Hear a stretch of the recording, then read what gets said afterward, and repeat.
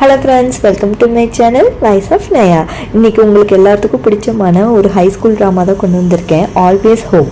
அந்த ட்ராமாவை தான் இப்போ பார்க்க போகிறோம். நம்ம ட்ராமாவோட ஸ்டார்டிங்லேயே நம்ம ஹீரோயின் சென்னை தான் காட்டுறாங்க. அவங்க கிராமத்துலேருந்து சிட்டிக்கு வீடை காலி பண்ணிட்டு போகிறாங்க. நம்ம செங்கும் அவங்க அம்மாவும் திங்ஸ் எல்லாம் எடுத்து வச்சுட்டு இருக்கும்போது ஃபா ஆண்டி வராங்க. ஃபா ஆண்டியும் நம்ம ஹீரோயினோட அம்மாவும் சைல்ட்ஹுட் ஃப்ரெண்ட்ஸு. செங்கு கிட்ட அவங்க அம்மா நீ திங்ஸ் எடுத்து உள்ளே கொண்டு போமா அப்படின்னு சொல்கிறாங்க. நம்ம செங்கும் எடுத்து போய் வச்சிட்டு இருக்கா.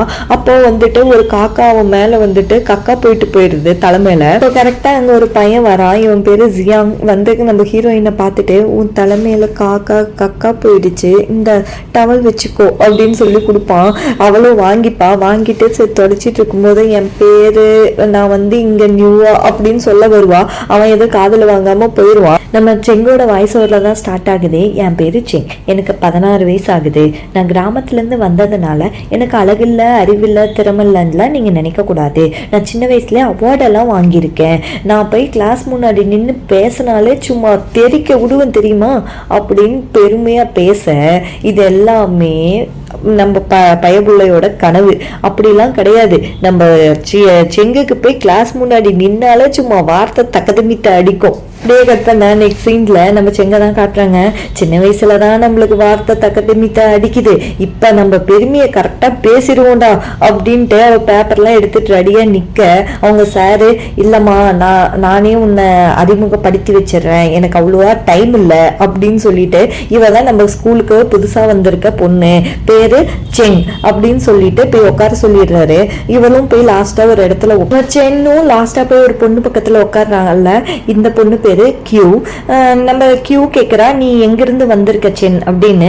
சென்னு சொல்றா இந்த மாதிரி நான் கிராமத்துல இருந்து தான் வந்திருக்கேன் அப்படின்னு கிராம பேர் சொல்ல, அங்க இருக்கவங்க உடனே இந்த கிராம பேர் நீ கேள்விப்பட்டிருக்கியா, நான் கேட்டதே இல்லப்பா அப்படின்னு சீன் போட, உடனே நம்ம ஜியாங்க இது டவுன்ல இருந்து ரொம்ப தூரமா இருக்கு, அதனால நீங்களாம் கேள்விப்பட்டிருக்க மாட்டீங்க அப்படின்னு சொல்லிட்டு அவன் ஹெட்செட் போட்டுட்டு சார்ல லெசன் எடுக்க படுத்து தூங்கிட்டான். அவன் நம்ம கேஸு.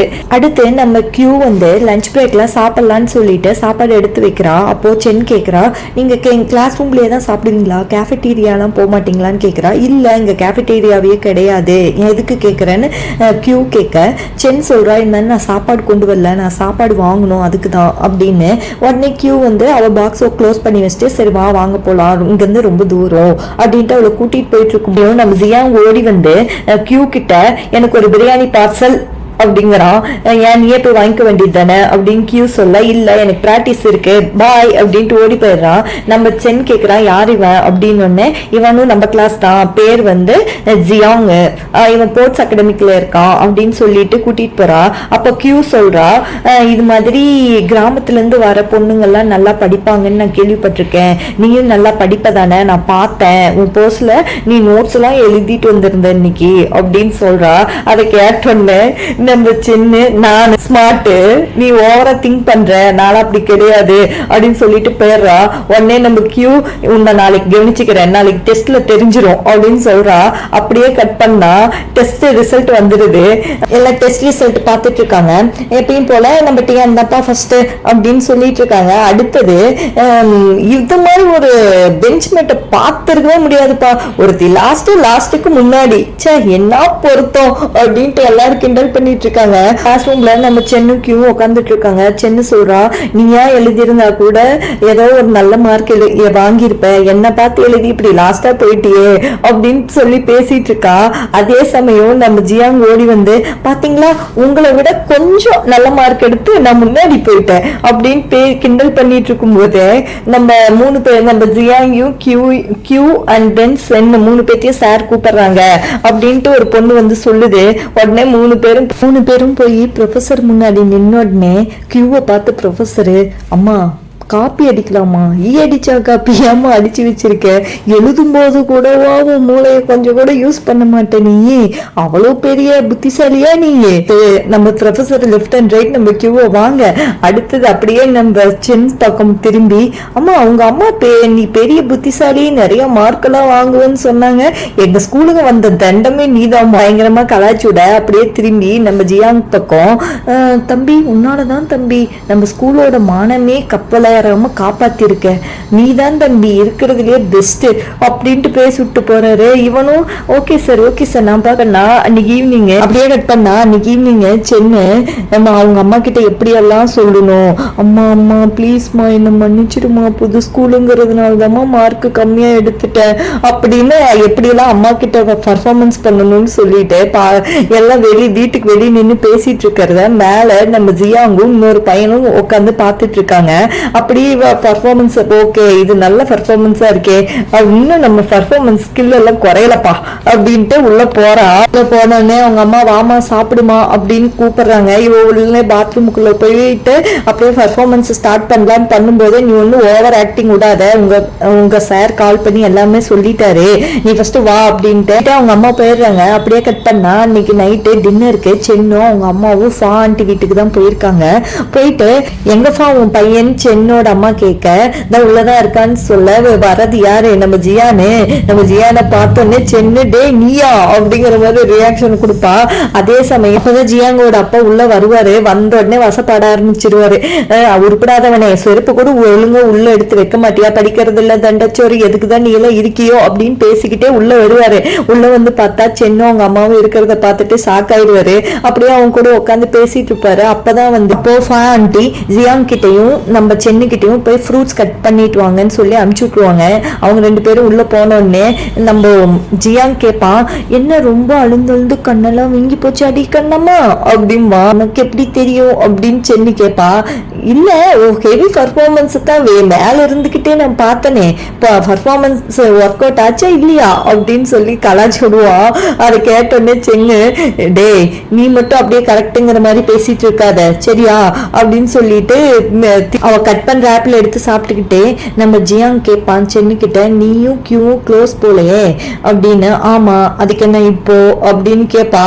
சென்னு ஒன்னும் இல்ல சும்மா தெரிஞ்சுக்கலாமான்னு கேட்டேன் அப்படின்ட்டு ரெண்டு பேரும் ஆப்பிள் கட் பண்ணி எடுத்துட்டு வந்தோடனே நம்ம ஜியாங்கு, ஆன்டி நான் வந்துட்டு நம்ம சென்னுக்காக ஒரு டியூட்டர் ரெடி பண்றேன், நாளையில இருந்து ஈவினிங் கிளாஸ் எடுப்பான் அப்படின்னு சொல்லுவான். அதை கேட்ட உடனே சென்னோட அம்மா அப்படியாப்பா ரொம்ப நல்ல விஷயம்ப்பா சூப்பர்ப்பா நீ அப்படின்னு புகழ்வாங்க. அதை பார்த்தோன்னே ஜியாங்கோட அப்பா, இவனுக்கு போர்ட்ஸ் தவிர ஒண்ணுமே வராது தண்டச்சோறு அப்படின்னு சொல்லுவாரு. அப்படியே நெக்ஸ்ட் டே மார்னிங் நம்ம சென்னு துள்ளிமான் குட்டியே துள்ளிமான் குட்டியே அப்படின்ட்டு ஓடி குதிச்சு வந்துகிட்டு இருப்பா. கீழே கரெக்டா பார்த்தா ஒரு பையன் நிக்கிறான். அவனை பார்த்தோன்னே பயப்புல அப்படியே ஸ்டன் ஆயிடும். நம்ம சென்னு அந்த பையனும் ரெண்டு பேரும் பார்த்துக்கிட்டு இருக்கும் போது அங்கிருந்து நம்ம ஜியாங் ஓடி வருவான். என்ன அறிமுகப்படுத்தாமே நீங்க ரெண்டு பேரும் அறிமுகமாயிட்டீங்க, இவன் தான் இனிமே இவன் தான் உனக்கு டியூட்டர் எடுக்க போறான், இவதான் வந்து லீ ஆன்டியோட பொண்ணு சென்னு, இவளும் நம்ம ஸ்கூல்ல தான் படிக்கிறா, இனிமே நம்ம ஒன்னாதான் ஸ்கூலுக்கு போறோம் அப்படின்னு சொல்றான். சரி அப்படியே அவங்க மூணு பேரும் சேர்ந்துட்டு ஸ்கூலுக்கு வந்துட்டு இருப்பாங்க. அப்போ நம்ம சென்னும் ஜியாங்கும் சண்டை போட்டுட்டே வருவாங்க. சங்கு பார்த்து சிரிச்சுட்டே வருவான். ஸ்கூலுக்கு வந்தோடனே நம்ம சங் வந்து வேற கிளாஸ்க்கு போவான். அவன் அதை பார்த்தோடனே நம்ம சென்னு கேட்பான், ஏன் அவன் தனியா போறான் அப்படின்னு. அவன் இன்டர்நேஷனல் சிலபஸ் படிக்கிறாமா, அவன் பெரிய புத்திசாலி உன்ன மாதிரியா அப்படின்ட்டு நம்ம ஜியாங் கலாய்ச்சி விடுவான். அதை பார்த்தோன்னே முறைச்சிக்கிட்டு பின்னாடியே ஓடுவா. அப்படியே கட் பண்ணா கிளாஸ் ரூம் தான் காட்டுறாங்க. நம்ம சென்னை வந்து சாரே எந்திரிச்சு படிமான்னு சொல்றாரு. நம்ம சென்னும் எந்திரிச்சு படிக்கிறா. படிக்கும்போது அவ வந்து கிராமத்துல இருந்து வந்ததுனால ஒரு சில வேர்டு வந்து ப்ரொனவுன்ஸ் வந்து வேற மாதிரி பண்றா. அதுக்கு அங்க இருக்க பொண்ணுங்க பசங்க எல்லாம் சேர்ந்துட்டு நம்ம சென்னு பயங்கரமா கலாய்ச்சி விட்டுருவாங்க. அவளுக்கு ரொம்ப கஷ்டமா போயிடும். வந்துட்டே கட் பண்ணா அன்னைக்கு ஈவினிங் நம்ம சங் வந்து நம்ம சென்னை பக்கம் வருவான். வந்துட்டு சென்னுன்னு கூப்பிடுவான். ஆனா அவளுக்கு கேட்காது. அவ ஹெட்செட் போட்டுட்டு இங்கிலீஷ் வேர்ட்ஸ் எல்லாம் பிராக்டிஸ் பண்ணிட்டு இருப்பா. அப்போ அவன் ஒரு பிளாஷ்பேக் நினைச்சு பாக்குறான். அவன் கிளாஸ் ரூம்ல இருக்கும்போது அங்க இருக்க பொண்ணுங்கள்லாம் இது மாதிரி நம்ம சென்னை தப்பா படிச்சதெல்லாம் கிண்டல் பண்ணி பேசிட்டு இருப்பாங்க. அதை நினைச்சு பார்த்துட்டே சென்னு 2 டைம் கூப்பிடுவான். அப்பதான் சென்னு திரும்பி பாப்பா. என்ன பண்றேன்னு கேட்பான். இது மாதிரி பிராக்டிஸ் பண்ணிட்டு இருக்கேன் அப்படின்னு சொல்லுவா சென்னு. சரி அதுக்கு சங் வந்து சரி வா நான் உனக்கு சொல்லித்தரேன் அப்படின்னு வீட்டுக்கு கூட்டிட்டு போவான். வீட்டுக்கு கூட்டிட்டு போய் நம்ம சென்னுக்கு நிறைய கேஸ்ட் புக்ஸ் இது மாதிரி சால்வ் பண்ணணும் அப்படின்னு நிறைய விஷயம் சங்கு நம்ம சென்னுக்கு நிறைய விஷயம் சொல்லி கொடுக்குறான். அப்படியே கட் பண்ணா நெக்ஸ்ட் டே கிளாஸ் ரூம் தான் காட்டுறாங்க. நம்ம சென்னும் கியூவும் உட்காந்துட்டு இருக்காங்க. சென்னு வந்து புக்ஸ் எல்லாம் எடுத்து வச்சிட்டு இருக்கும்போது கரெக்டா நம்ம சங்கோட நோட் புக் ஒன்று மாட்டிக்குது அவ கையில. அதை பார்த்த கியூ என்ன சங்கு புக்கும் கிட்ட இருக்கு அப்படின்னு கேக்குறா. அதுக்கு சென்னை இல்ல, நேற்று 2 பேரும் சேர்ந்துதான் படிச்சோம், அதனாலதான் நான் தெரியாம எடுத்துட்டு வந்துட்டோம் போல அப்படின்னு நம்ம சென்னு சொல்றா. அதை கேட்ட உடனே கியூவோட ஃபேஸ் கொஞ்சம் மாறுது. நம்ம சங்க வந்து நம்ம கியூக்கு பிடிக்கும் போல. சென்னு என்ன சொல்றானா, சரி நான் போய் இதை வந்து சங்கு கிட்ட கொடுத்துட்டு வந்துடுறேன் அப்படின்னு சொல்லிட்டு அந்த நோட் புக் எடுத்துட்டு சங்க பார்க்க அவ கிளாஸ் ரூமுக்கு போறா. என்ன பண்றானா, அவ ப்ரொஃபசர் கிட்ட போயிட்டு, இல்ல சார் இது மாதிரி காம்படிஷனுக்குலாம் என்னால போக முடியாது, எனக்கு நிறைய படிக்கிற வேலை இருக்கு அப்படின்னு சொல்றா. அதை கேட்ட ப்ரொஃபசர், இல்லப்பா நீ தான் போகணும், இருக்கிறதுலே பெஸ்டான ஸ்டூடெண்ட் நீ தான் அப்படின்னு சொல்லிட்டு அமுச்சு விட்டுறாரு. அப்போ கரெக்டா அதே சமயம் நம்ம சென்னும் நம்ம சங்கோட கிளாஸ் ரூமுக்கு போய் சங்கு இருக்கானான்னு கேட்கறான். அங்க இருக்கிறவங்க யாருமே நம்ம சென்னை மதிக்கவே இல்லை. கரெக்டா அப்போ சரி என்னடா யாருமே ரெஸ்பான்ஸ் பண்ண மாட்டேங்கிறாங்க, திமிரு பிடிச்சதுங்க அப்படின்னு நினைச்சுக்கிட்டே வெளியே வருவா. கரெக்டா நம்ம சங்கு கண்ணில் பட்டுருவான். இந்த அவன் நோட் புக்கு கொடுக்க தான் வந்தேன் அப்படின்னு சொல்லி அவன் கையில கொடுத்துட்டு வந்துருவா. நான் நெக்ஸ்ட் நம்ம சின்னதான் கட்டுறாங்க. அவ ரெஸ்ட் ரூம் போயிருக்கா. அங்க 2 பொண்ணுங்க நம்ம சின்ன பத்தியே தப்பா பேசிட்டு இருக்காங்க.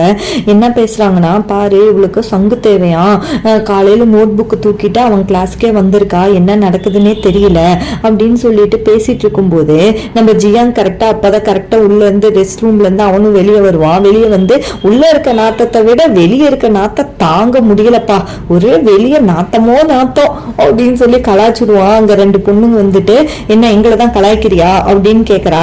ஆமா, உள்ள இருக்க நாத்தத்தை விட ஒரு வாய் நாத்தம் தான் அதிகமா அடிக்குது, கொஞ்சம் தள்ளி நின்று பேசு அப்படின்னு கலாய்ச்சி போனோடனே நம்ம சென்னுங்க ரெஸ்ட் ரூம்ல இருந்து வெளியே வருவா. அப்ப ஜியா அங்க எல்லாம் கேட்டுட்டியான்னு கேட்பான். ஆமான்னு சென்னு சொல்லுவா. ரொம்ப தேங்க்ஸ் எனக்காக பேசினதுக்கு அப்படின்னு சொல்லுவா.